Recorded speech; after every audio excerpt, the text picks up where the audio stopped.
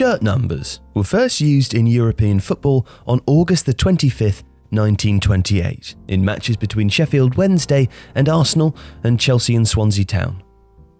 These fixtures began the convention of numbering players right to left, back to front, based on pitch location. While the goalkeeper was nominally number 1, being the first named player on a team sheet, the 4 keepers involved in those games did not bear a number on their shirts. Keepers had been wearing different coloured shirts since the practice was begun in Scotland in 1909, and it had become mandatory worldwide in 1921.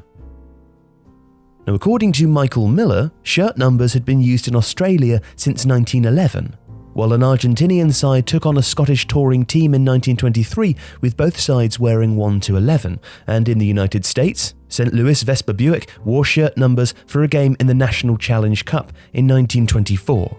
Although their opponents, Fall River Marksmen, did not. And numbering conventions ceased to have the same amount of relevance after the early to mid-90s when leagues adopted squad numbering rather than assigning 1 to 11 to the starting players. Numbering conventions are all largely based on the transition that countries made tactically from the dominant 2-3-5 of the 30s to other systems.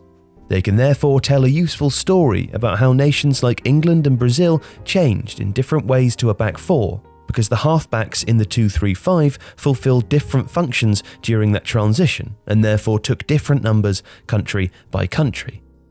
Because of this, the most variable shirt numbers country by country are those of defenders and central midfielders. The change began when Herbert Chapman invented the WM as a response to a change in the offside law, which Chapman felt should be countered by dropping the central halfback or centre half into the space between the fullbacks. That meant the number 5 slotted in between numbers 2 and 3 in the classic WM, which is why in most countries, where a back 4 evolved from a WM, the right-sided central defender is a 5. This is partly also because when the FA introduced shirt numbers as compulsory in 1939, they insisted on using the 2-3-5 numbering, so that the centre-half was required to wear 5 despite being a defender in the WM. Hungary's team of the 50s, who famously beat England 3-6 in 1953, were numbered from 2 to 4 across the back 3 of their MM, in which the W was inverted by Nando Hiraguchi playing a withdrawn role. Hungary were coached by Gustav Sebes, but was following the innovations of the influential MTK coach Marton Bukovi. Numbering actually caused a few issues for the English, so accustomed were they to marking based on number, 7 taking 3, 5 taking 9, and so on. Hungary's odd numbering and system change meant England struggled to adapt. Indeed, the English game was so used to marking by number that, as Jonathan Wilson notes in Inverting the Pyramid, the manager of Doncaster Rovers, Peter Doherty, enjoyed success in the 50s with his ploy of occasionally having his players switch shirts, bewildering opponents. In Argentina, the shift defensively actually saw the right half-back move into the right-back slot, a change noted by Wilson as occurring in the 1940s at River Plate when Norberto Iacono slotted into the back line as a kind of right wing-back from the 2-3-5 from right half-back. This is why, for example, legendary Argentinian right-back Javier Zanetti wore 4 as a preference. And because the right half moved back, the centre-back is 2, so an Argentinian back 4 reads 4-2-6-3. Now it's different again in Brazil. A Brazilian back 4 would read 2-4-3-6 because instead of the right half moving back, it was the left one.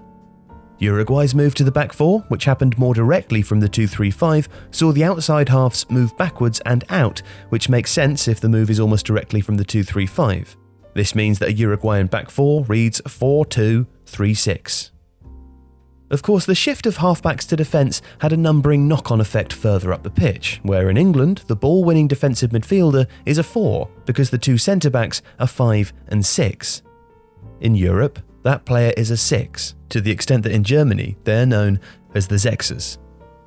In South America, on the other hand, these are 5s, destroyers but also deep-lying playmakers who can destroy too, like Fernando Redondo or Lucas Bilia. It's also worth noting that for more attacking positions, numbers have taken on a resonance that is less about position and more about function or even symbolism. So 10, the number of Pelé, Maradona, Riquelme, Baggio, symbolises attacking ability, flair, creativity. 11s are tricky, pacey wingers, as are 7s. although there can also be attacking midfielders or deep-lying strikers. As Michael Cox wrote in his excellent series on The Athletic about shirt numbers, number 7, of course, marks the start of the attacking numbers. And the shirt has become almost more associated with certain players, Best, Cantona, Beckham, than an ideal of role. But 10s in Brazilian football will also play in a progressive midfield role in a 4-3-3. There, the number carries a weight of expectation because of Zico and Pele, but the role is different. And the 7 might be a right-sided central midfielder, as it was in Carlos Bilardo's 3-5-2.